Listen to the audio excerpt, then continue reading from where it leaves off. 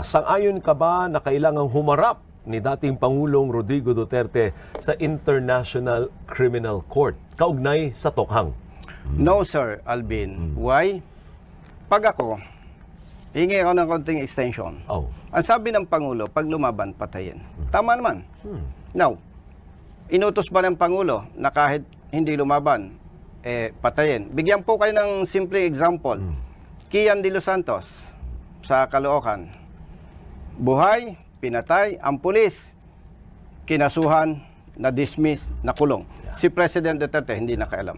Jimboy nang nabutas, pinatay ng mga pulis, kinasuhan, na-dismiss, nakulong ang mga pulis. Ibig sabihin, ako bilang pulis, katulad ng nabanggit ko po, hindi ako malapit sa Duterte. Walang ganung utos. So, anong dapat? Hindi dapat natin i-invite ang ICC. Kumbaga, yung problema natin, kaya pa eh. Dapat, panagutin ang pulis kung nagkasala sila. I think one more, kayang isa. Huwag tayong umasa sa iba. Okay. Insulto kasi sa atin kung tayo ay tatawag pa ng iba. Paano mapahusay ang kalidad ng edukasyon sa Pilipinas? Another facet of your personality na kailangan malaman ng tao, education. Sir, number one problema, kulang sa buildings, sa eskwelahan. Paano? Yung aking pamangkin nga, bata pa lang, alas 4 ng madaling araw gumigising, alas 5 alis na ng bahay para pumasok sa eskwela. Kasi nagsishare ng room. Yes. So nasasakripisyo yung mga bata. At saka kalidad ng edukasyon. Yes, yung kalidad ng edukasyon. Paano ka, Sir Alvin? Kung bata ka, puyat ka, nag-aral ka, gigising ka ng maaga na dapat sana tulog ka pa. Nasasacrifice ang education. And aside from that, mapera tayo. Lumolobo ang ating pera. Pero hindi nagagamit sa tamang pamamaraan. That is corruption. Yan yung dapat nating tingnan. We will give you a chance now to give your final statement, Colonel. Bakit po kayo karapat-dapat na mahalal bilang senador?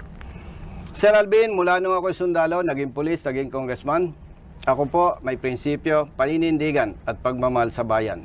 At nananatili po na yun ang gagawin ko at titiyakin ko po na sa bawat issue, higit kong papahalagaan ang taong bayan, hindi ang aking kasama o ang sinuman. Isang halimbawa na po nito, itong impeachment issue. Yun lang. Hindi mo ubusin. May 50 seconds ka May pa 50 na seconds gusto sabihin sa ating mga kababayan. Sa ating mga kababayan na sumusuporta at nagtitiwala po sa akin, ihatid po ninyo ako sa Senado. At kung kayo naman ay nabudol-budol ko, simple lang. Paano nabudol-budol? Parang negative yung salitang yun. Hindi, ibig sabihin, marami ng kumakandidato, nanloloko, nambobola.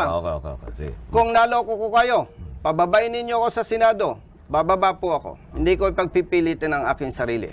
Tatandaan po ninyo, hanggang huling buhay ng paninilbihan ko sa taong bayan, paninindigan ko ang aking prinsipyo, paninindigan at pagmamahal po sa inyo. Walang kasinungalingan, walang pambobola. Totoo lamang po. Subok ko ng aking sarili.